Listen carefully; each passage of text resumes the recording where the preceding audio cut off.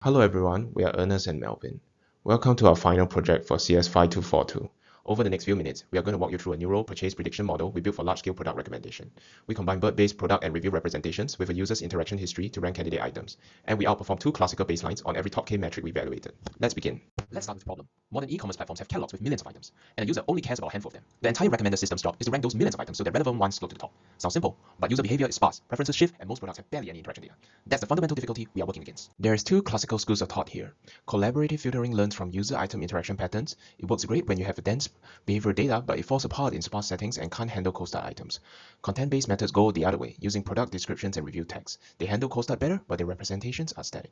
They don't know that a specific candidate item should be compared against a specific user's history, so we set out to bridge that gap. Proposal is a candidate-aware neural ranker.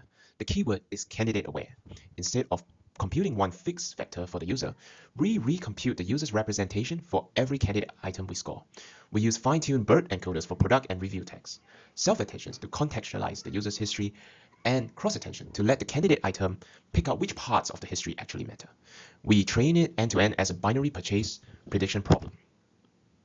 We will now talk about how we created our dataset. Started with the Amazon Reviews 2023 dataset, 15 product categories with over 51 million raw interactions. We deliberately excluded the large categories so that our dataset fits in our single consumer GPU. The first step was quality filtering. We dropped any review with empty text and anything shorter than 15 characters. Most reviews like good or nice carry almost no semantic signal, and we need the text to be useful for the BERT encoders downstream. We did this category by category and saved packet files for efficient reloading. Next, before anything else, we sorted each user's interactions chronologically and deduplicated by product ID, keeping only the earliest interaction for each user product pair. This is subtle, but important. A user who reviewed the same product 5 times shouldn't artificially inflate its interaction count. We want the graph to reflect distinct events, not repeated reviews. To preserve collaborative signals with less noise, we wanted every remaining user to have at least 15 interactions and every remaining product to have at least 15 unique users. After trying 2 different approaches, we arrived at the approach that worked. Iterative cross-category K-call filtering. Every epoch, we recompute user and item interaction counts on the full cross-category graph, then remove anything below 15. Then we repeat until it converged after 35 epochs, which reveals how much cascading there was. After the cross-category K-call filtering, we arrived at a 4 times reduction, and what we are left with is the densest, most informative core of the interaction graph. It fits on a single RTX 4070 without swapping. Finally, the split. Time-based, not random. This matters because recommendation is fundamentally a prediction of the future task. Random splits lets you cheat. The model sees interactions from the same session in both training and testing. Temporal splits force the model to actually generalize forward in time. Before we introduce our proposed models, let's look at some baselines. For our first baseline, we use alternating least squares, or ALS, as a classic collaborative filtering method. ALS starts with the sparse user-item interaction matrix and factorizes it into 2 smaller matrices, one for users and one for products.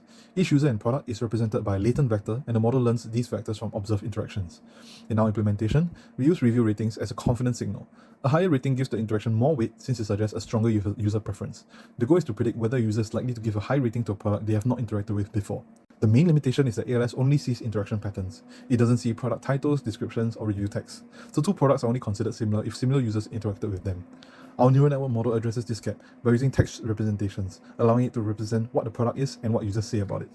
Our second baseline was word2vec, which we use as a content-based recommendation benchmark. Unlike ALS, which only uses the user-product interaction matrix, word2vec represents products using text. We then train a skip-gram word2vec model using the Spacey library on product-related text, including reviews, titles, and descriptions.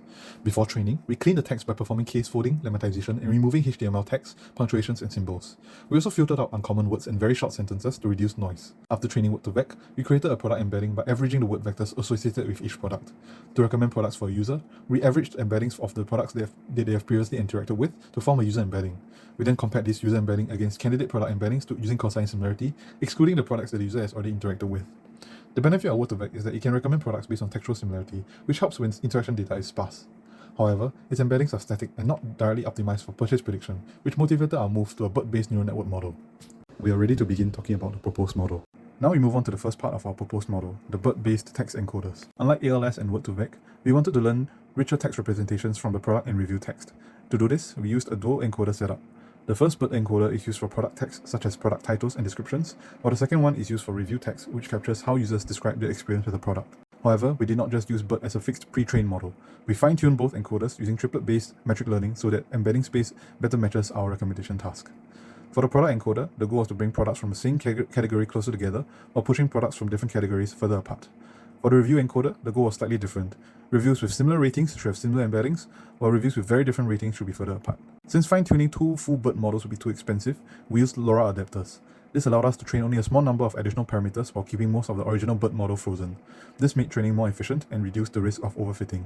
Finally, data leakage was a huge concern here. Recall that because our train validation set split is temporal, some products are bound to appear across multiple splits.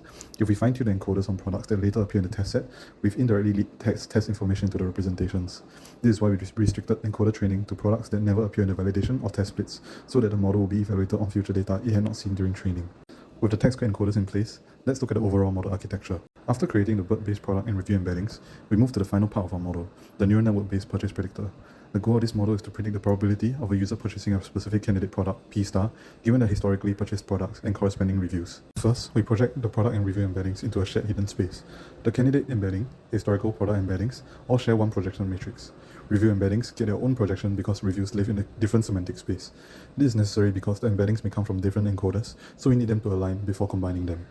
We auto-normalize after each projection so that the downstream dot products behave like cosine similarities. Next, each historical event consists of two pieces, the product that was bought and the review that the user wrote about it. We fuse these into a single event vector, UT, which is a representation that carries both what was purchased and what the user thought of it. With a set of event vectors, we apply self-attention through L transformer blocks. Each event attends to every other event in the user's history.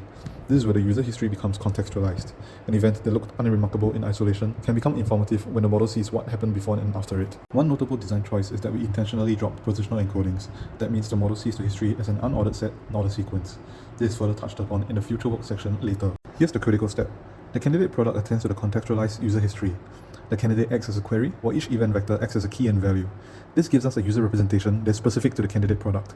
In simple terms, the model asks, for this product, which part of the user's history are most relevant? For example, if the candidate is a camera, it may focus on previous electronic purchases. Finally, this representation is passed through an MLP and sigmoid layer to predict the probability that the user will purchase the candidate product. Training is done via binary cross-entropy loss. Now, let's take a look at the results. To evaluate our models, we used top K ranking metrics instead of simple accuracy. This is because recommendation is not just about predicting a yes or no label. What matters is whether the actual product a user interacted with appears near the top of the recommendation list. We used hit rate at K, precision at K, recall at K, and MRR at K. Now let's look at the results. On this slide, we compare our proposed model against two baselines, ALS and Word2Vec. We evaluate all three models at different cutoffs, specifically at K equals to 10, 50, and 100. The main takeaway is that our proposed model achieved the strongest overall performance across the metrics.